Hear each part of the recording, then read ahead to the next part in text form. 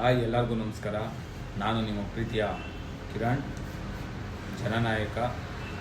ಏನಿವತ್ತು ಹೇಳಕ್ಕೆ ಬಂದಿರೋದಂದರೆ, ಈ ನಡುವೆ ನಮ್ಮ ತಾಲೂಕಿನಲ್ಲಿ, ದೊಡ್ಡಬಳ್ಳಾಪುರ ತಾಲೂಕಿನಲ್ಲಿ ತುಂಬ ಆಕ್ಸಿಡೆಂಟ್ ಆಗ್ತಿದೆ.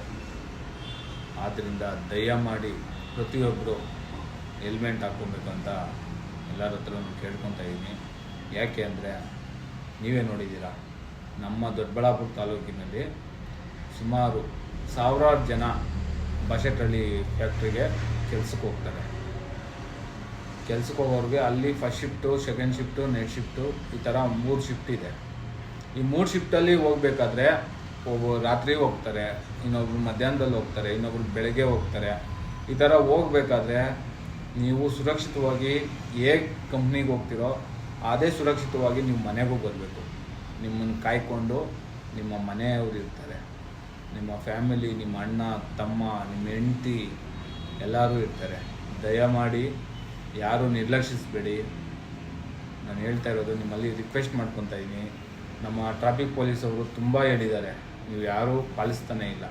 ಹೆಲ್ಮೆಟ್ ಹಾಕ್ಕೊಂಡ್ರೆ ಏರ್ ಕ್ರಾಪ್ ಆಗುತ್ತೆ, ಇಲ್ಲಾಂದರೆ ಹೇರ್ ಸ್ಟೈಲ್ ಹಾಳಾಗುತ್ತೆ ಅಂತ ನೀವು ಹೆಲ್ಮೆಟ್ ಹಾಕ್ತಾಯಿಲ್ಲ. ನಿಮ್ಮ ಜೀವನನೇ ಹೋಗ್ಬೇಕಾದ್ರೆ ನೀವು ಹೇರ್ ಸ್ಟೈಲ್ನ ಕಟ್ಕೊಂಡು ಏನು ಮಾಡ್ತೀರಾ?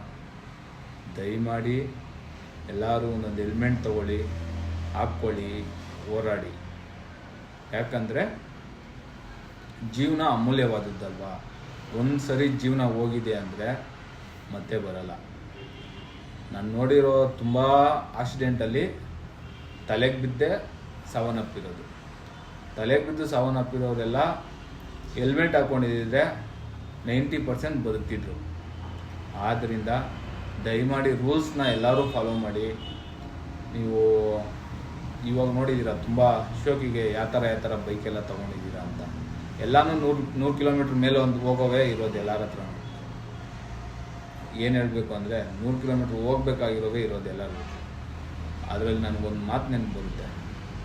ಏನಂದರೆ, ಬೇಗ ಬರೋ ದುಡ್ಡು, ಬೇಗ ಹೋಗೋ ಗಾಡಿ ಎರಡೂ ಜೀವನಕ್ಕೆ ಪ್ರಮಾದನೇ. ಆದ್ದರಿಂದ ದಯಮಾಡಿ ಪ್ರತಿಯೊಬ್ಬರೂ ಹೆಲ್ಮೆಟ್ ಹಾಕ್ಕೊಳ್ಳಿ. ಈ ಮಳೆಗಾಲದಲ್ಲಿ ಜರ್ಕಿನು ಎಲ್ಲ ಸೇಫ್ಟಿ ಮಾಡಿಕೊಂಡು ನೀವು ಕೆಲಸಕ್ಕೆ ಹೋಗಿ. ನಿಮಗೋಸ್ಕರ ನಿಮ್ಮ ಫ್ಯಾಮಿಲಿಯವ್ರು ಕಾಯ್ತಿರ್ತಾರೆ. ದಯಮಾಡಿ ಇದೊಂದು ನನ್ನ ರಿಕ್ವೆಸ್ಟ್ ಅಂತ ತಿಳ್ಕೊಳ್ಳಿ. ದಯಮಾಡಿ ಎಲ್ಲರೂ ಹೆಲ್ಮೆಟ್ ಹಾಕ್ಕೊಂಡು ಸುರಕ್ಷಿತವಾಗಿ ಗಾಡಿ ಓಡಿಸಿ ಅಂತ ತಮ್ಮಲ್ಲಿ ಕೇಳ್ಕೊತಾ ಇದ್ದೀನಿ.